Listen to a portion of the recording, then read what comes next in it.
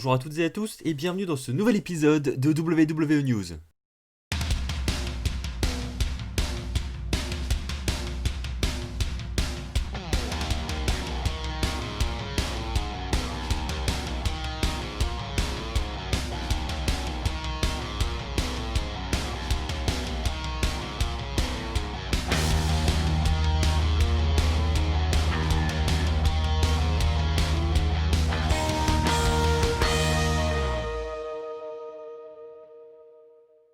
J'espère que vous allez tous très bien, de mon côté ça va, on se retrouve donc comme d'habitude pour les 4 news les plus importantes de la semaine. Et oui, cette semaine je suis un peu en avance, mais je pense que je vais de plus en plus vous proposer des vidéos news le lundi, parce que c'est vrai qu'en termes d'actualité, c'est juste avant Raw, etc. Donc il y a pas mal de news qui sortent.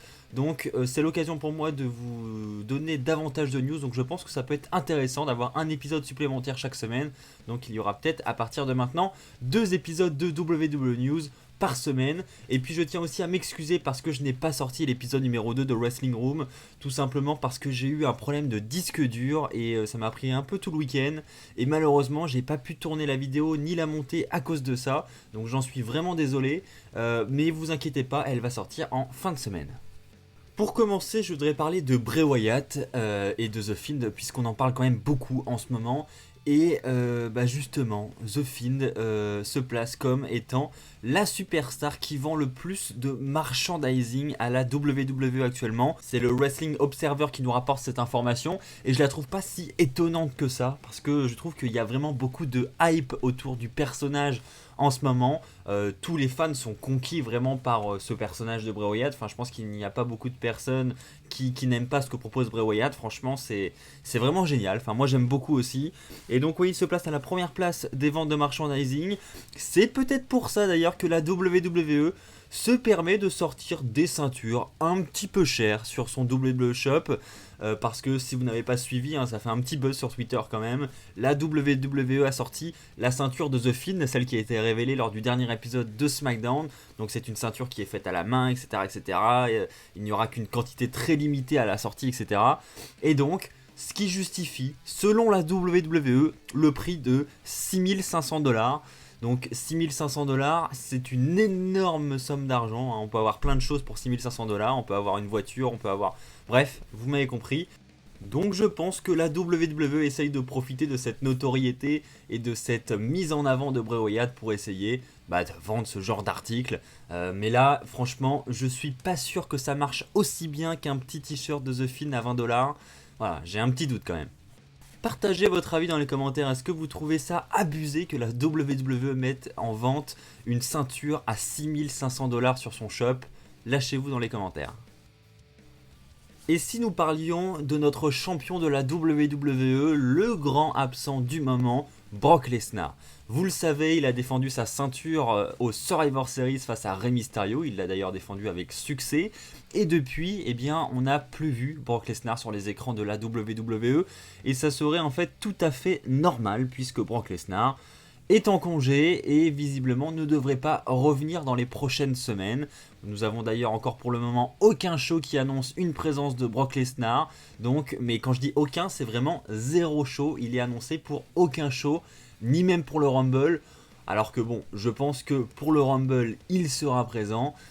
Quoi qu'il en soit, Brock Lesnar devrait revenir seulement pour fin 2019, début 2020, pour commencer sa nouvelle rivalité en vue du Royal Rumble. On ne sait pas encore avec qui il sera mêlé, quel sera son adversaire pour le Royal Rumble 2020. Mais en tout cas, une chose est sûre, c'est qu'il reviendra pour cette Road to WrestleMania 36 qui commence par le Royal Rumble fin janvier. Tiens, là aussi, j'aimerais bien avoir votre avis dans les commentaires. Est-ce que ça vous dérange cette absence de Brock Lesnar ou est-ce que vous vous y êtes habitué? Et puis, quel sera, selon vous, l'adversaire de Brock Lesnar au Royal Rumble 2020? Allez, parlons maintenant contrat à la WWE. Vous le savez, les superstars signent toutes des contrats plus ou moins longs. Et il y en a un qui arrive bientôt à expiration du côté de la WWE, c'est celui de Matt Hardy. Alors, il a fait son retour très dernièrement, c'était la semaine dernière à Raw. Un retour surprise, d'ailleurs, j'en ai parlé lors de ma dernière review de Raw. Si vous ne l'avez pas vu, je vous invite à aller la voir. Donc, retour surprise, un très bon point d'ailleurs. Ça faisait plaisir de revoir Matt Hardy, mais là on apprend que son contrat arrive bientôt à expiration. Son contrat se termine en fait en février 2020, fin février 2020, donc c'est très très bientôt. D'ailleurs, généralement, les superstars renouvellent à l'avance leur contrat. On n'attend pas la date butoir pour renouveler le contrat. C'est généralement fait avant. Et ce n'est toujours pas le cas pour Matt Hardy. Alors, est-ce qu'il va re-signer avec la fédération? Visiblement, oui. Matt Hardy a envie de re-signer avec la WWE. La WWE, elle aussi, a envie de conserver Matt Hardy dans sa fédération. Mais pour l'instant, les deux parties ne se sont toujours pas mis d'accord.